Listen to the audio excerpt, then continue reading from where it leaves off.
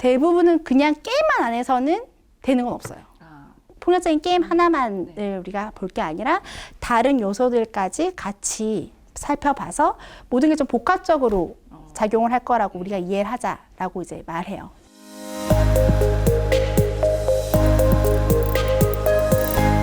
네, 이번에는 우리 아이들 게임 정말 좋아하죠. 그렇다면 정말 폭력적인 게임이 폭력성을 유발할 수 있는지에 대해서 자세하게 이야기 나눠보도록 하겠습니다. 계속해서 팩트체크 아이 정신건강의 저자 선생님과 함께 이야기 나눠보도록 할게요. 선생님, 게임 좋아하잖아요. 그죠, 아이들? 그렇죠. 저도 좋아해요. 아, 선생님도 좋아하시나요? 아, 그런데 이 게임도 여러 가지 게임이 있지만 특별히 우리 부모님들이 가장 걱정하는 건 이 폭력적인 게임이잖아요. 요즘 유행하는 게임 뭔지 아시는가요? 네, 뭐 요새 애들 배틀그라운드 전문 용어로 그럼요. 배그 모르면은 배그. 시체죠. 이제 그죠. 놀아주지도 않고 끼워주지도 않고 1인칭이고 본인이 정말 총을 들고 다니면서 쏘고 서바이벌로 해서 떨어져서 팀제를 하면 그 팀이 살아남을 때까지 남을 다 죽여야 되거나 1인으로 하면 다른 사람들 모두 죽여야만 자기가 이길 수 있는 게임이죠. 네. 근데 그 게임 정말 재밌거든요. 근데 우리 부모님들은 조금 걱정이 좀 하실 것 같아요. 그렇다면 이 게임 중독도 염려하지만 이 폭력적인 게임을 했을 때 좀 폭력성이 좀 이렇게 발현되면 어떡하나 뭐 이렇게 걱정하실 텐데 어떤가요? 미국에서는 총기와 같이 네. 관련이 되면서 총기가 더 우선이냐, 그래요. 총기 규제가 더 우선이냐, 아니면 폭력적인 게이밍 규제가 더 우선이냐 이렇게 하면서 사실 정치적인 이슈 그러니 거기에까지 사실 그런 부분이 다 녹아들어 있는 이슈여서 저희 이제 학계에서 지금까지 연구 결과들을 바탕으로 해서의 결론은 네. 슬프지만 결론 나지 않았어요. 결론이 아직 나지 않았습니까? 관련이 있다라는 네. 의견도 찬찬한 근거를 내리고 있고요. 아니다, 그거를 함부로 연결해서는 안 된다라는 편에서의 근거들을 제시하는 부분도 아직 팽팽한 상황입니다. 그래요? 그러면은 찬성 쪽에서는 뭐 어떤 이유로 폭력성이 유발될 수 있다라고 이야기를 하나요?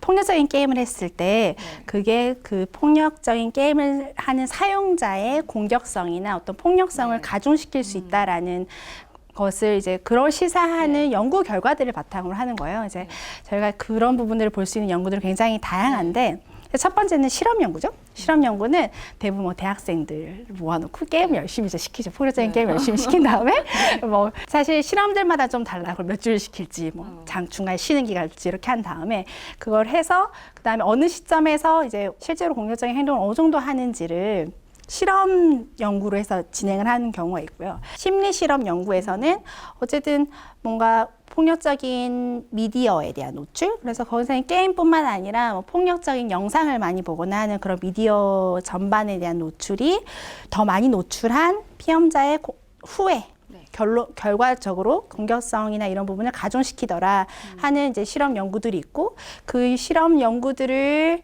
모아서 여러 실험 연구들을 모아서 그 결과들을 종합해서 분석하는 걸 저희가 이제 메타 분석이라는 표현을 쓰는데요. 그 메타 분석 결과에서도 정말 실험 연구에서 폭력적인 영상이나 이런 부분을 본 사람들이 공격성이 좀 높게 나타나더라 이렇게 했어요. 근데 여기서 이제 저희가 실험 연구라는 표현에서 중요한 부분은 이거는 먼저 노출이 먼저 되고 그 결과적으로 행동이 어떤 행동이 나왔는지에서 선후 관계가 나타나서 이런 선후 관계가 있을 때는 저희가 인과에 대해서 얘기할 수 있고 피험자의 특성이 뭐 굉장히 우울하던 사람이나 굉장히 불안한 사람 이런 사람이 아니라 일반 사람들을 대상으로 했다는 점에서 비교적 잘 정제된 상황에서 이 정도는 좀 인과성이 있겠다라고 얘기할 수 있는 근거가 있는 거죠.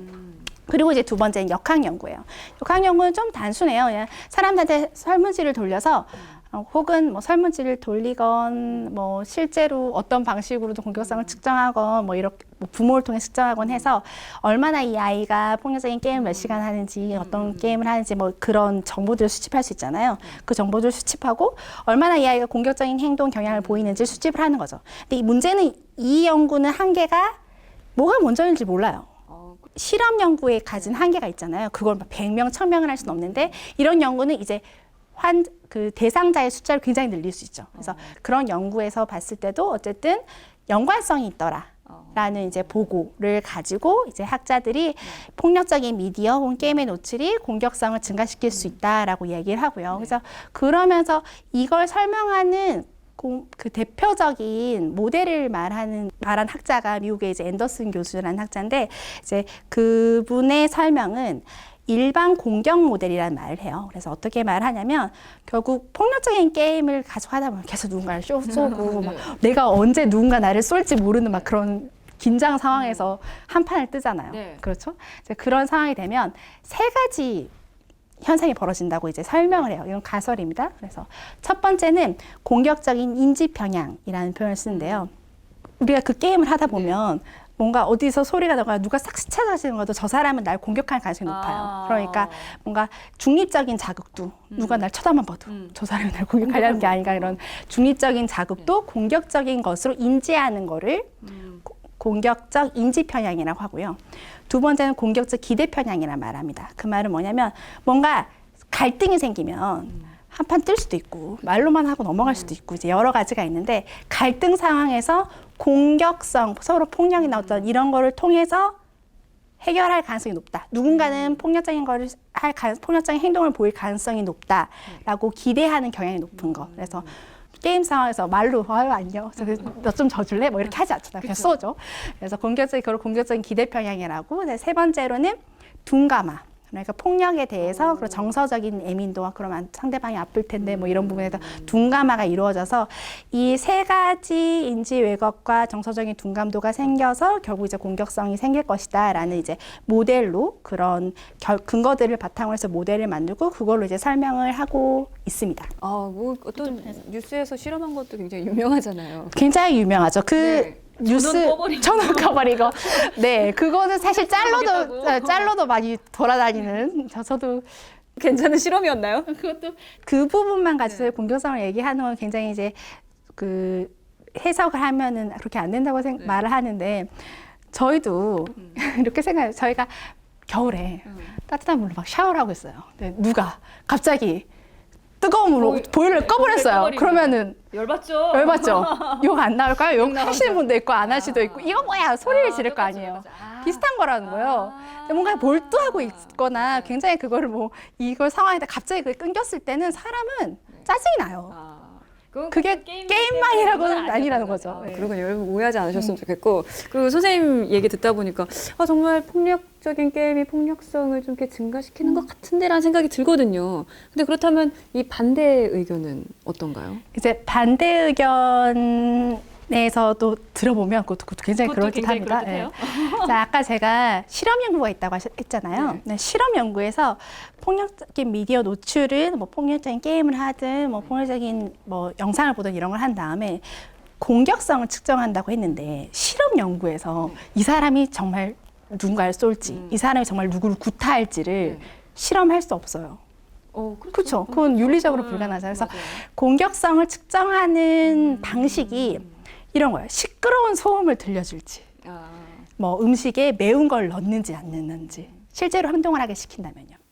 근데 그거 별로. 그래서 그러니까 그런 약간 소심한 넘어가지 않는 선에서 할 수밖에 없으니까 행동이 아니라고 그러면 그냥 어떤 스토리를 주고 이런 상황에서 어떻게 하실 겁니다라고 그냥 상상이나 이제 이런 부분인데 우리가 상상을 하는 거랑 실제로 행동을 할지는 좀 전혀 다른 문제잖아요. 그래서 공격성을 측정을 한다는 게 실제적인 폭력을 측정했냐 이 연구들이. 거기서는 사실 그 연구를 한 사람들도 그건 우리 윤리적인 한계상 우리가 그 미디어 노출이 실제 폭력으로 이어지는지를 실험 연구에서는 볼 수가 없다. 그런 실험 연구 우리가 어떻게 하냐 이렇게 얘기를 해요. 그래서 그건 실험 연구가 가진 태생적인 한계고. 제가 아까 말씀드린 이제 역학 연구에서의 한계는 시간적인 선호 관계가 모호하다는 점. 그리고 그런 역학 연구에서는 이제 아까 말씀 실험 연구는 그냥 정말 건강한 대학생들을 모아서 시험들을 할 수 있지만 모은 데이터에는 그 사람들이 일부는 우울하거나 일반은 불운하거나 아니면 워낙에 공격성을 좀 더 취약한 폭력과 공격적인 행동과 연관될 수 있는 게임이 아닌 다른 요소들이 굉장히 많은데 그 요소들을 다 얼마나 뭐 설문을 했는지 얼마나 제대로 그 부분을 배제했는지가 모르는 거죠. 그래서 그건 이제 그 연구 자체의 한계가 있는 거예요. 폭력적인 어떤 미디어 노출이라는 게임이 실적인 폭력으로 연관을 그냥 결부시키는 건 오히려 위험하다. 라고 이제 보여지고 이제 그런 쪽에 계시는 분들은 뭐 이런 역학 연구인데 뭐 실제로 뭐 폭력적인 게임의 이용 빈도는 최근 뭐 미국에서 몇 년간 이렇게 올라가는데 미국에서 뭐 폭력적인 뭐 범죄율은 이렇게 낮아진다. 그게 같이 가지 않는다. 이제 이런 보고도 하고 그러면서 폭력적인 게임을 어떤 폭력 행위의 원인으로 게임 하나만 마녀 사냥하지 말아라. 라고 이제 의견을 하는 학자들도 의견이 분명하고 그분들의 의견도 충분히 근거가 있다라고 저희는 보고 있고요. 그래도 이러한 문제 때문에 좀 상담하러 오시는 부모님들 계실 것 같거든요. 우리 아이가 이런 게임을 많이 했더니 폭력성이 좀 많아진 것 같아요. 우선은 고민 오시는 분들이 있지 않을까요? 그런 부분들이 많이 있고요. 네. 사실 저희도 모릅니다라고 말씀드릴 수는 없잖아요. 학계는 이렇습니다. 두 개를 다 막 이렇게 길게 설명을 할 수는 없고 제가 전달드리는 메시지는 두 의견이 다 굉장히 다른데 모든 학자들이 공통적으로 그래 이건 인정하고 가자는 부분이 있어요. 폭력적인 게임이나 미디어의 노출이 폭력 행위랑 공격성은 좀 달라요. 그렇죠? 제가 지금 말한 공격 성향은 조금 올릴 수도 있다. 이거는 실험 연구에서 입증이 됐고 또 여러 가지 연구들을 모은 것도 보면 있다. 근데 이게 공격성을 올리는데 효과 크기라는 표현을 쓰거든요. 굉장히 많이 올리는지 적게 올리는지인데 올리는 건 분명한데 그 효과는 공격성에도 그렇게 높진 않다. 근데 올리는 건 맞다. 이거는 모든 사람들이 반대파도 그래 그건 인정해요. 그런데 공격성을 약간 올리는 정도가 실제 폭력 행위를 그 사람 유발하게 될지는 아무도 말 못한다. 그건 확대해서 가지 말자. 주의해요. 그리고 이제 마지막으로는 이거는 일반 공격 모델도 제가 아까 그 세 가지를 말씀드렸잖아요. 자세히 보시면 자 폭력 게임으로 인해서 세 가지 나타나기 전에 폭력 게임을 하는 사람의 취약성을 이야기해요. 원래 그 사람이 가진 어떤 취약성을 가진 폭력적인 게임으로 인해서 그런 공격적인 인지 편향이든 기대 편향이든 정서에 대한 둔감함을 일으키는 과정을 좀 더 쉽게 발현될 수 있는 그 사람의 어떤 취약성, 우울감이나 뭐 불안감이나 뭐 사실 이제 저희 다른 주제에서 나올 텐데 뭐 아이들이 공격성 있을 때 어린 시절에 부모와의 양육, 부모가 얼마나 자율성을 존중해줬는지 뭐 체벌에 관련된 부분 그런 폭력에 관련된 경험이나 그런 다른 요소들이 굉장히 많이 있다는 부분이거든요. 그래서 폭력적인 게임 하나만을 우리가 볼 게 아니라 다른 요소들까지 같이 살펴봐서 모든 게 좀 복합적으로 작용을 할 거라고 우리가 이해를 하자라고 이제 말해요. 그러면 이제 제가 이렇게 그렇게 생각을 하고 있구나. 그래서 저도 그런 의견이고 그런 상황에서 보호자분이 오시겠죠. 보호자분이 오시면 뭔가 포인트가 얘가 게임만 안 했으면 좋겠어요. 얘가 사실 게임을 하고 안 하고는 사실 부수적인 현상인 거고 어머님은 게임을 대신 뭐 공부를 했으면 좋겠다든지 게임 대신 이런 활동을 했으면 좋겠다. 아이가 게임을 안 하는데 뭔가 실제로 공격적인 행동이나 이런 학교에서의 공격적인 행동이나 뭐 폭력이나 친구들과의 싸움이 굉장히 많다 이런 요소가 있을 때 그 행동이 줄어드는 게 우선이지 게임을 줄이는 게 우선인 건 아니거든요. 그래서 게임을 너무 많이 해오라고 해서 왔을 때 어머님이 정말 이 아이가 어떤 점이 달라졌으면 좋겠는지를 들여다보죠. 그런데 대부분은 그냥 게임만 안 해서는 되는 건 없어요. 공부를 안 해요. 그러면 잘 들어보면 아이가 공부를 굉장히 기분이 우울하거나 아니면 집중이 잘 안 돼서 공부가 재미가 없어요. 그러면 게임을 하는 거예요. 그러면은 그냥 얘한테 너 게임 하지 마 하면은 아이는 아무것도 안 하고 네이버 웹툰을 보던지 다른 걸 하겠죠. 근데 우리가 얘한테 해야 되는 거는 우울한 기분을 해결해 주거나 공부에 집중을 잘할 수 있게 도와주는 거거든요. 그렇게 하다 보면 뭐 아이도 원하고 부모님도 원하는 방식으로 아이는 클 거고 그러면 게임할 시간이 줄어들 거예요.